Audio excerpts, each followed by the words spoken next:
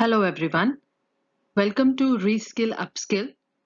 Today we are going to start History from classes 6 to 8 for seated paper 2. The chapter which we are going to do today is What, Where, How and When. So let's start. With some questions. When you listen the word history, what comes in your mind? शायद dates या फिर किसी राजा महाराजा की pictures आपके दिमाग में आ जाएंगी, किसी लीडर की पिक्चर आपके दिमाग में आ जाएगी, कोई हिस्टोरिकल मॉन्यूमेंट की पिक्चर आपके दिमाग में आ जाएगी. Do you remember all of your relatives और फ्रेंड्स स्पेशल डेज? इसका जवाब हाँ भी हो सकता है, नहीं भी हो सकता है. Have you ever visited any historical monument? अगर आप किसी हिस्टोरिकल मॉन्यूमेंट पे कभी आपने विजिट किया है तो वहां पे आपने देखा होगा कि वॉल्स के ऊपर कई बार हम देखते हैं कि कुछ ऐसी लैंग्वेज वहां पे लिखी होती है जो हम नहीं समझ सकते. तो क्या आपने कभी सोचा है कि कभी किसी ने इसको पढ़ने की या ट्राई किया है कि इसको समझने का कोशिश की है कभी? Okay. What about trying to read the science और pictures made on the wall? This is not easy for us to do. This is the job of archaeologists. Yes. Many important incidents and various things about history have been known to us just because of archaeologists. Specially history की books में आपने देखा होगा कि वहां पे जब dates लिखी होती हैं उसके साथ लिखा होता है BC, AD, BCE and CE. तो इसमें BC का मतलब है बिफोर क्राइस्ट.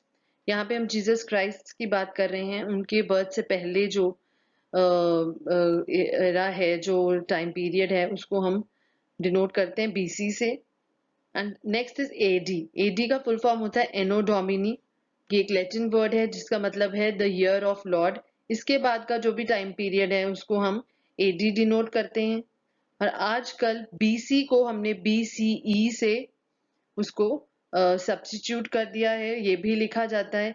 AD की जगह आजकल CE that is common era वो भी यूज किया जाता है. All dates before the birth of Christ are counted backwards in that is in descending order. All dates after Christ are counted in ascending order. जैसे हम अगर इस year की बात करें 2020 तो हम 2020 AD भी कह सकते हैं या 2020 CE that is common era भी कहा जा सकता है. Let's start with periodization of history.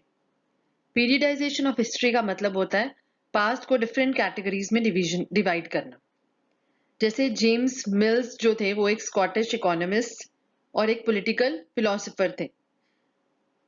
He published his enormous 3-volume work a history of British India.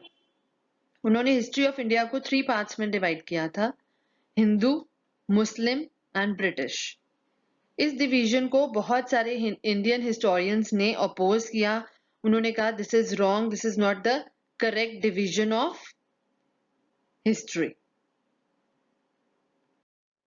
James mills ने हिस्ट्री इंडिया की हिस्ट्री को 3 पार्ट्स में जैसे हिंदू, मुस्लिम और ब्रिटिश इसलिए उसने डिवाइड किया था क्योंकि उसने सोचा था कि ब्रिटिश के रूल करने से पहले इस कंट्री में सिर्फ हिंदूज और मुस्लिम्स ही हैं. लेकिन इंडियन हिस्टोरियंस ने इसको बाद में ये कहकर ये बता के रॉन्ग प्रूव किया कि यहाँ पे और भी रिलीजन्स हैं, जैसे बुद्धिस्ट हैं, यहाँ पे जैन्स हैं और यहाँ पे सिख्स भी हैं.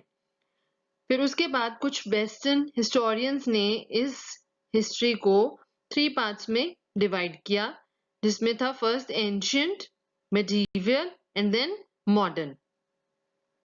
Now let's discuss sources of Indian history.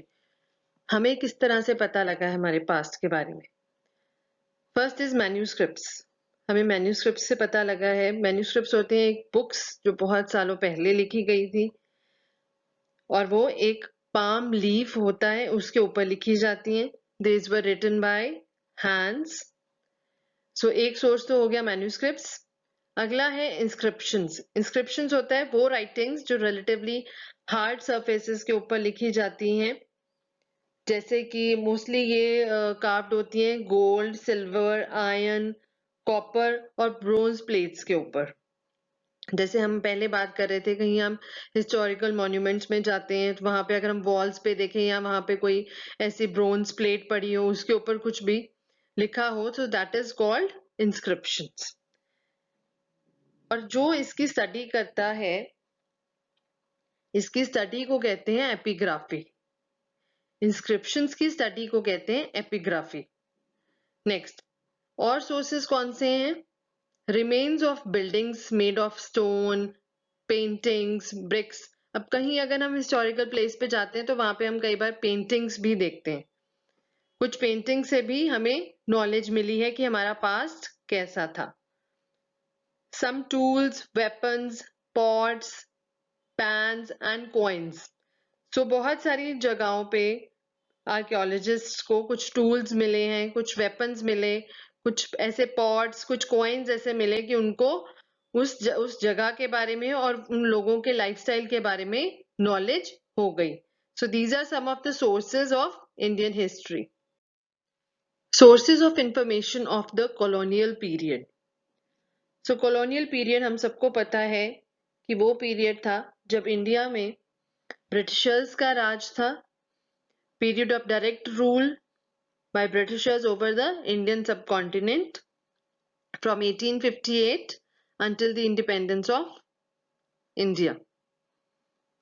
So सबसे पहला सोर्स है सर्वे।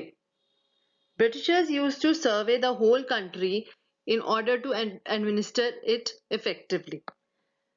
Britishers ने हमारी पूरी कंट्री को बहुत अच्छे से सर्वे किया।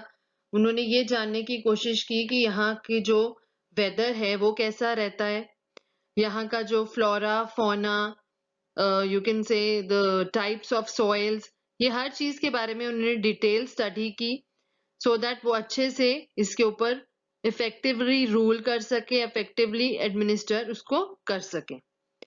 Next is official records. In order to keep a track of everything, Britishers tried to compile every instruction, plan, policy, decisions in writing. हर किसी रिकॉर्ड का हर किसी उनके इंसिडेंट का एक रिकॉर्ड रखने के लिए, उसको नोट करने के लिए, हर रिपोर्ट को नोट करने के लिए उन्होंने ऑफिशियल रिकॉर्ड बनाने शुरू कर दिए। उसमें ही वो अपनी इंस्ट्रक्शंस, अपने प्लान्स, अपनी पॉलिसी डिसीजंस को नोट डाउन करते थे। तो इस तरह से हमारे पास ऑफिशियल रिकॉर्ड्स भी हैं। ये भी एक सोर्स है कॉलोनियल पीरियड का, जिससे हमें पता लगता है कि उस पीरियड में क्या क्या हुआ था। Next, newspapers. Invention of printing is a boon for all of us.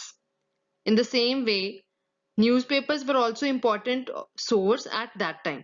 उस टाइम पे प्रिंटिंग जो है इन्वेंट हो चुकी थी, तो न्यूज़पेपर्स भी जो हैं वो बहुत इंपॉर्टेंट सोर्स हैं उस टाइम पीरियड के। और कुछ और फॉर्म्स भी है लिटरेचर की, जैसे नॉवेल्स हैं, रिलीजियस डिस्कोर्सेज हैं, उनसे भी हमें थोड़ी सी इंफॉर्मेशन मिलती है कि उस टाइम पीरियड पे क्या क्या इंपॉर्टेंट इंसिडेंट्स हुए थे। So here another concept is archaeology. Archaeology is the study of human activity through the recovery and analysis of material culture. The archaeological record consists of artifacts, landscapes, ecofacts, etc. An archaeologist is a scientist who studies human history by digging up human remains and artifacts. इसके बारे में हमने पहले भी बात की थी कि आर्कियोलॉजिस्ट ही हैं जो हमें इम्पोर्टेंट इंसिडेंट्स या फिर पुराने जो लोग हैं उनके लाइफस्टाइल के बारे में बताते हैं। We know a great deal about kings and the battles they fought because they kept records of what they did. Generally, ordinary people such as hunters, gatherers, farmers did not keep the records of what they did. So, जो farmers gatherers ने किया उन सब के बारे में बताने के लिए आर्कियोलॉजिस्ट ही हमारी हेल्प करते हैं। कभी उनके टूल्स की उससे, कभी मदद से, कभी पेंटिंग्स की मदद से, कभी उनकी इंस्क्रिप्शंस की मदद से। Let's recapitulate now. BC stands for before Christ. AD stands for Anno Domini.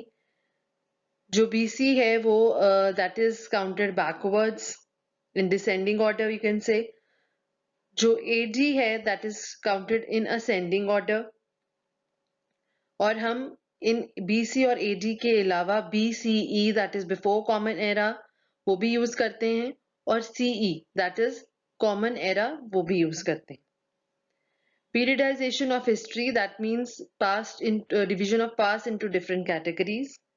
James मिल ने हिस्ट्री ऑफ इंडिया को 3 पार्ट्स में डिवाइड किया था, हिंदू, मुस्लिम एंड ब्रिटिश. जो बाद में वेस्टर्न हिस्टोरियंस जो हैं उन्होंने किसी 3 और पार्ट्स में डिवाइड किया, that was ancient, medieval and modern. अगर हम सोर्सेज की बात करें इंडियन हिस्ट्री की, मैन्यूस्क्रिप्ट्स है जो पाम लीफ पे लिखी गई थी, इंस्क्रिप्शंस हैं जो हमेशा हार्ड सरफेसेस पे लिखे जाते हैं जैसे कि कॉपर, गोल्ड एटसेट्रा. और अगर हम कॉलोनियल पीरियड की बात करें, जो ब्रिटिशर्स ने जो हमारे ऊपर राज किया था उस पीरियड की बात करें, सो उनके क्या सोर्सेस थे, दैट वाज सर्वे. ब्रिटिशर्स ने हमारी कंट्री का अच्छे से सर्वे किया था. They had made some plans, they wrote the instructions, they maintained some official records. The newspapers and other literatures also like novels and all, they were also the important sources of that period. Then archaeology की मदद से ही हमें history के बारे में पता लगता है, उसके इम्पोर्टेंट इंसिडेंट्स के बारे में, उनके पुराने लोगों के लाइफस्टाइल्स के बारे में पता लगता है. So I hope you like the video. You have learned something today. Keep learning and keep improving your skills. Like, share, subscribe to Reskill Upskill. Thanks for watching.